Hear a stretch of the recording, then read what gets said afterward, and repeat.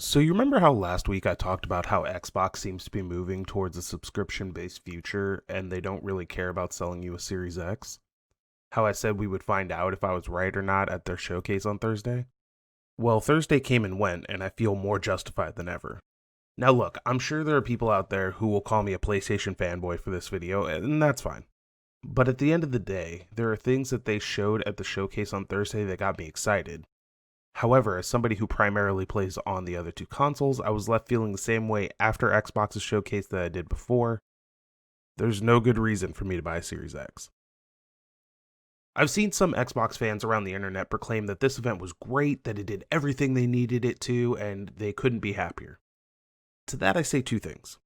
One, that's awesome, and I'm really happy for you. I hope all those games you saw turn out to be absolute bangers. And two, this video isn't directed at you. This is for those of us who don't buy into Xbox and wanted to see if they could change our minds. As for me, nope. So this isn't going to be one of those videos where I tell you how I felt about the showcase and break down each and every game and why does it or why it doesn't matter. Instead, let me posit this. Thursday's showing was our best indicator yet that Game Pass is the future of Xbox as a whole. They opened up the show by stating that everything in the showcase would be on Game Pass and continued to splash it up there and mention it several times throughout the show. To me, this is the canary in the coal mine I was eventually expecting to see. But what caught my attention, what really seals the deal on this concept for me, was when they announced a bit ago that you have to have Game Pass Ultimate in order to access xCloud. Which in itself isn't a big deal, but it signals that they are going to begin to lock things behind the higher tier of Game Pass. Combine that with 12-month subscriptions to Xbox Live Gold disappearing from availability, and we could be looking at Xbox's strategy for the future unfolding before our very eyes. Now, I want to be clear, none of this is a problem. However, it could be indicative of where Xbox is going, and if it is, then from where I'm sitting, buying into the Series X is a total waste of money. Buying into a nice PC would give you access to their games as they come out anyway with a Game Pass subscription, and you also have access to the wealth of PC games that are already there. So it seems to me that the best way to think about it is that Xbox is slowly unfolding into the next Steam or Epic Game Store. Personally, I welcome this as it brings us one step closer to something I truly want to see, a consolidation of games into one platform. Now, I love the convenience of a console under my TV, but if I could play anything on PC from any platform holder, I would make the sacrifice to make that work for me. I think Xbox may have their finger on the pulse of the future of gaming and are trying to give it a violent shove into this future. However, I do want to interject one thought here. While watching the showcase, there were decidedly few games that I thought looked or felt next gen. And while I'm aware that that is a really nebulous term that doesn't really mean anything, I walked away from the PS5 conference thinking that I had a reason to upgrade to the PS5 from the PS4. After the Xbox event, I reflected on how Phil Spencer said that it was downplaying the ability of devs to develop for many hardware configurations on PC to say that we need a next gen device. The reason for this is that while you can scale certain things up across hardware configs, you can only do so much when you have to scale to a lowest common denominator. In the case of Xbox, if all their first party titles have to run on that VCR that is the base Xbox One, then they can't do things like we see in Ratchet and Clank, for example, and make great use of the SSD.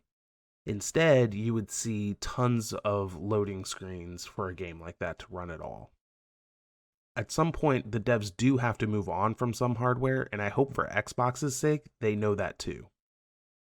I feel like that's probably the case, as despite all their talk about how they will take Xbox One gamers with them, there was a notable number of games shown on Thursday that did not mention Xbox One, seeming to indicate that those games are leaving Xbox One owners behind.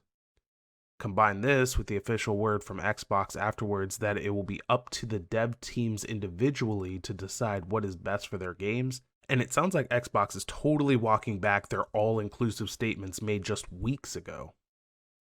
I think it'll be fascinating to see how this all plays out over the next couple of years for them, especially when you have Sony on the other side of the aisle who's doing virtually the exact opposite. One company wants to turn everything into a subscription based service and bring all gamers into their ecosystem. The other really wants you to buy into hardware so that they can push the envelope on what games can be.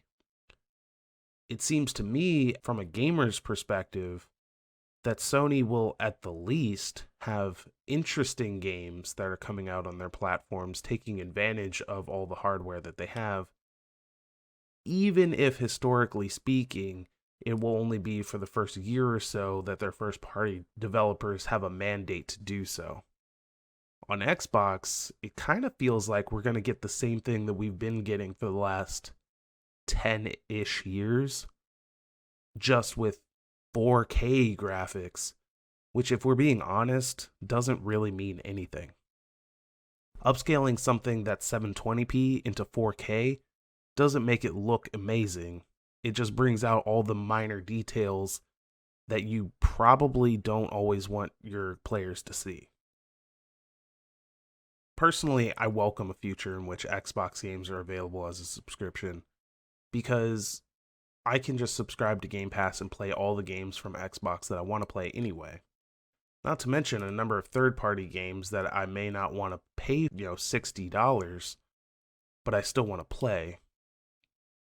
However, I think it'll be interesting to see how Sony responds with services that they have, like PlayStation Now, and whether or not they feel a particular need to make those services better in light of what Xbox is doing with Game Pass. I think a lot of people are sleeping on PlayStation Now, and Xbox owns the mind share on subscription-based services, but I think that PlayStation Now has a lot of room to really take it to Xbox. Especially if Sony were to make the jump like Xbox did and make all their first-party titles available on PlayStation Now, that would be a real nail in the coffin for Xbox as a brand. However, I think Sony knows the value of their own IP, and doing so really diminishes how valuable those IP are. It's a similar approach to Nintendo, who traditionally and infamously doesn't really put their games on much of a sale, if at all. Sony knows that their IP is valuable, and if they just start, for lack of a better term, giving it away to you, then it devalues them as a brand. And I think that's kind of the mindset that Sony has right now, but that could always change. We've seen a lot of things with Sony change this generation, and so that's not out of the realm of possibility that this could change too. I think this next console generation is going to be fascinating to watch. But that's all for me this week. Next week I have a lighter video planned, so look forward to that. Also, this week on the podcast, we wrap up the original trilogy for Star Wars. You can catch that right here on YouTube or on your podcast service of choice on Thursday at 8 a.m. as always, or head over to Patreon and grab it 3 days early. Remember, these links as well as Discord and other social media are always down in the description. And until next time, have fun out there, guys.